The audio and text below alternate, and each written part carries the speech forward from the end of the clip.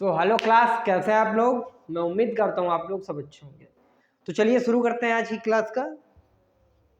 सफलता पाने का बेटा एक ही मूल मंत्र है, वो है कठिन परिश्रम। और जो लोग कठिन परिश्रम करना नहीं जानते वो लोग कभी सफलता भी प्राप्त नहीं करते। सफलता का एक ही मूल मंत्र कठिन परिश्रम, बाकी सारी चीजें फालतू की हैं। तो आइए हम लोग शुरू करते हैं आज की क्लास का। सांप छछूंदर की गति होना मुहावरे का अर्थ है प्रतिस्पर्धा करना, मर मिटने को तैयार, बराबरी का मुकाबला या फिर दुविधा में पड़ना। सांप छछूंदर की गति होना का मतलब होता है कि जो सांप जब छछूंदर को खाता है तो ना तो निगल पाता और ना उसका मन करता है कि वो उगल दे, मतलब असमंजसता में पड़ जाता, दुविधा में फंस जाता है। वही यहाँ पर कहा गया और इसलिए आपको जो ऑप्शन नंबर डी है कि दुविधा में पड़ना, ये आपका हो जाएगा करेक्ट आंसर, यानी कि सांप छछूंदर की गति होना। तो आइए हम लोग नेक्स्ट क्वेश्चन की ओर मूव करते हैं। लकीर का फकीर होना, लकीर का फिक्रिया न होना मतलब अपनी बात का वचन का पक्का होना, बात का पक्का भी कह सकते हैं आप, यानी कि जो चीज मैंने कह दी वो मैंने कह दी। अगर मुझे आज 3 चैप्टर कंप्लीट करने हैं हिंदी के तो इसका मतलब है कि मुझे करना है। ये क्या होगा? वचन का पक्का। जो मैं सोच लेता हूँ, जो मैं कहता हूँ वो मैं करता हूँ। लिंग शब्द का अर्थ क्या है? लिंग चिन्ह, पहचान, उपरोक्त दोनों या फिर कोई नहीं। अगर लिंग की बात करें तो लिंग चिन्ह भी होता है और पहचान भी होता है। जैसे कि लिंग कितने प्रकार के होते हैं? 2 प्रकार के। एक होता है आपका स्त्रीलिंग, सॉरी थोड़ा सा गलत लिखने के भी बड़े नुकसान हैं, इस बात को आप ध्यान रखिए क्योंकि आप लोग टॉल करने लगेंगे फिर। स्त्रीलिंग और पुल्लिंग।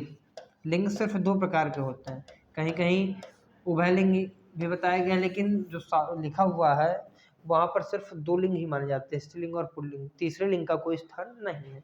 तो आइए हम नेक्स्ट क्वेश्चन की ओर मूव करते हैं। सिर सहलाए भेजा खाए का अर्थ है। सिर सहलाए भेजा खाए का मतलब कुछ लोग सजाकर बैठे थे महफिल मेरे कत्ल की और मैं पहुंचा तो बोले बड़ी लंबी उम्र तुम्हारी। ऐसा कुछ था। इसका मतलब कि मित्र होकर विश्वासघात करना। ऑप्शन देखेंगे, एकदम निकट आकर शोरगुल करना, किसी के सिर पर सवार होना, तो दोस्त बनकर हानि पहुंचाना, यानी कि जो ऑप्शन नंबर सी हो जाएगा वो एकदम करेक्ट आंसर हो जाएगा। तो आइए हम लोग नेक्स्ट क्वेश्चन की ओर मूव करते हैं। चांदी में लिंग है, यहाँ पर पूछा गया है चांदी में कौन सी लिंग है? उपरोक्त में से कोई नहीं, दोनों पुल्लिंग या फिर स्त्रीलिंग। अगर चांदी, मैंने आपको पहले भी क्या बताया, जो चीज आपको समझ ना आए आपको उसे फील करना है। क्या करना है बेटा? फील करना है। चांदी लिया, चांदी दिया, यहाँ पर क्या फीमेल मेल आप समझ पा रहे हैं? आप जब प्रोनाउंसिएशन करेंगे किसी चीज का तो आप आसानी समझ जाएंगे।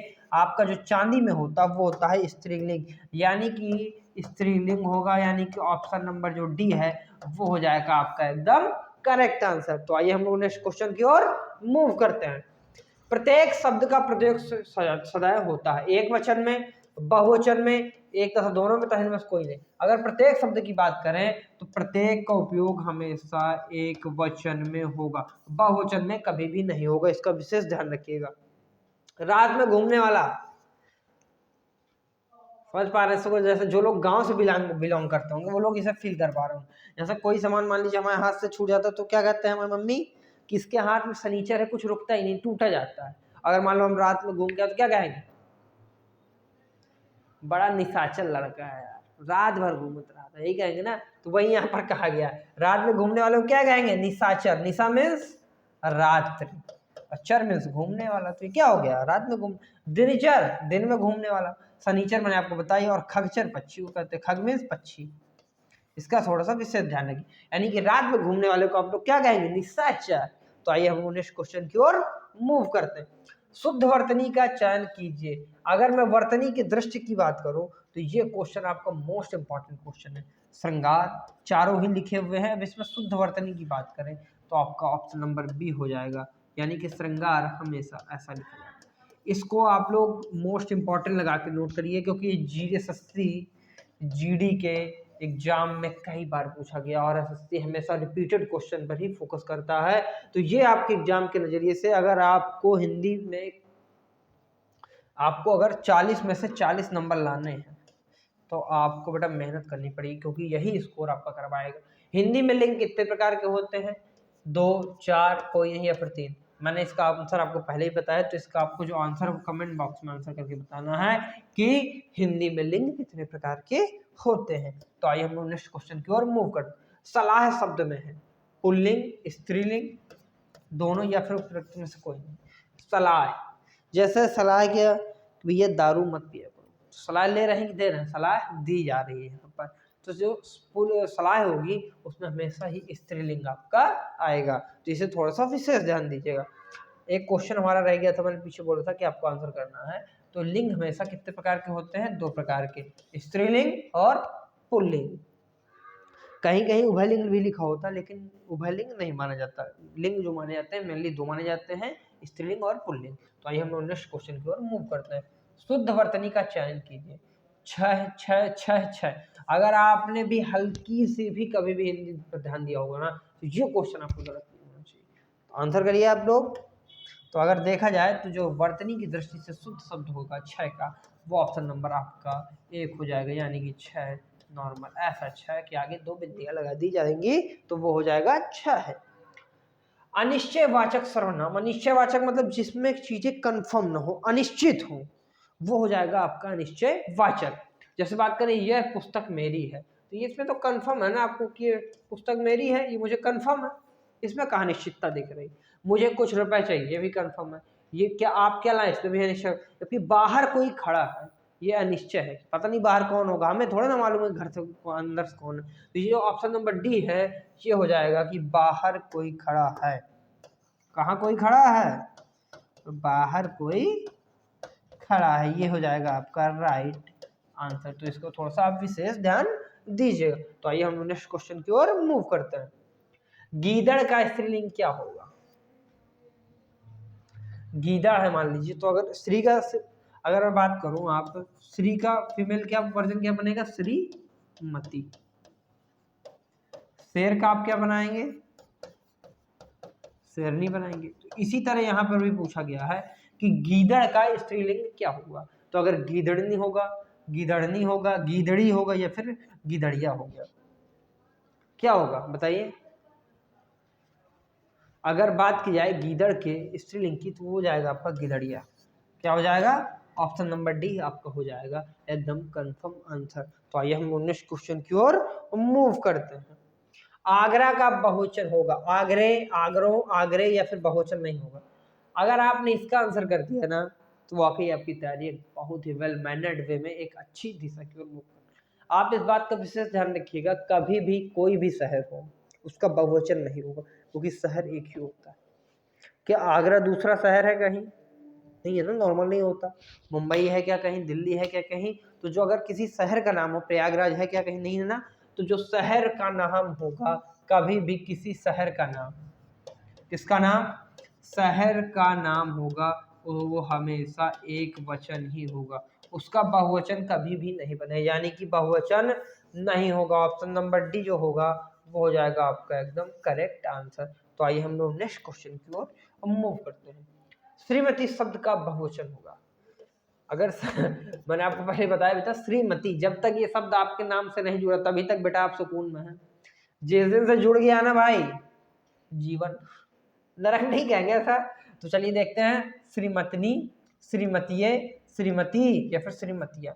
तो जो आपका ऑप्शन नंबर डी है श्रीमतियां, ये हो जाएगा आपका एकदम करेक्ट आंसर। श्रीमती का जो आपका बहुवचन हो जाएगा वो हो जाएगा श्रीमतिया। तो आइए हम लोग नेक्स्ट क्वेश्चन की ओर मूव करते हैं। तुंग का पर्यायवाची शब्द है, यहाँ पर तुंग शब्द का पर्यायवाची शब्द पूछा गया है।